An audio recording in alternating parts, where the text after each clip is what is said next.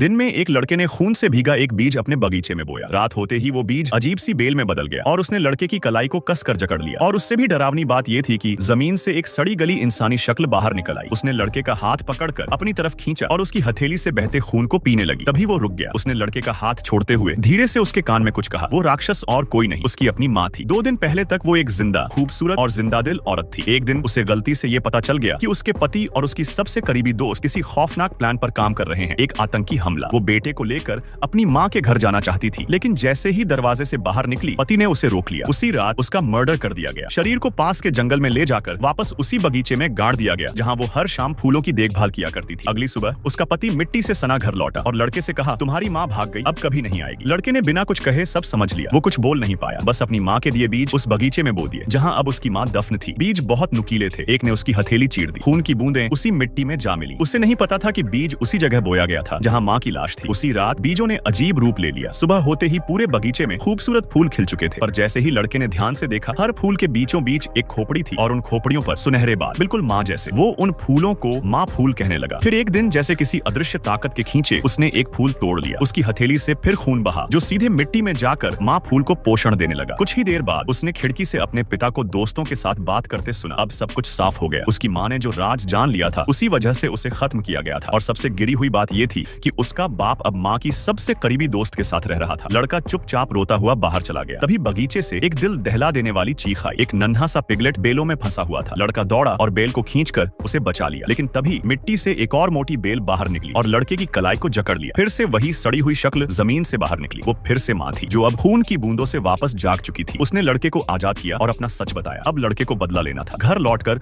उसने उस औरत से कहा कि बगीचे में कुछ मिला है। वो बाहर आई, कुछ कहने ही वाली थी कि लड़के ने फावड़ा उठाकर उस पर वार कर दिया। फिर बारी आई उसके पिता की। लड़के ने कहा कि उसे माँ की लाश मिली है। बाप घबरा गया और उसके पीछे पीछे बगीचे में गया, लेकिन जमीन पर पड़ी लाश किसी और की थी। वो थी वो औरत जिसका शरीर जड़ों से सड़ चुका था। जैसे ही वो पलटा, लड़का पूरी नफरत से उसकी तरफ बढ़ा और माँ की बेलें जमीन से निकलकर उस आदमी को जकड़ने लगी। फिर अचानक एक बेल उसकी खोपड़ी को चीरते हुए अंदर तक घुस गई। माँ ने उसे भी उसी बगीचे की खाद बना दिया। अंत में लड़के ने पिता के उस दोस्त को भी फोन करके वहीं बुलाया। कुछ ही देर में फिर वही चीखें बगीचे से आई। कहानी के आखिर में बदला पूरा कर चुका वो लड़का मुस्कुरा रहा था। अगली सुबह वो अपने पिता की कार में बैठा, माँ फूल को साथ रखकर अपनी नानी के घर के लिए रवाना हो गया। अगर तुम उसकी जगह होते, क्या तुम भी ऐसा ही करते?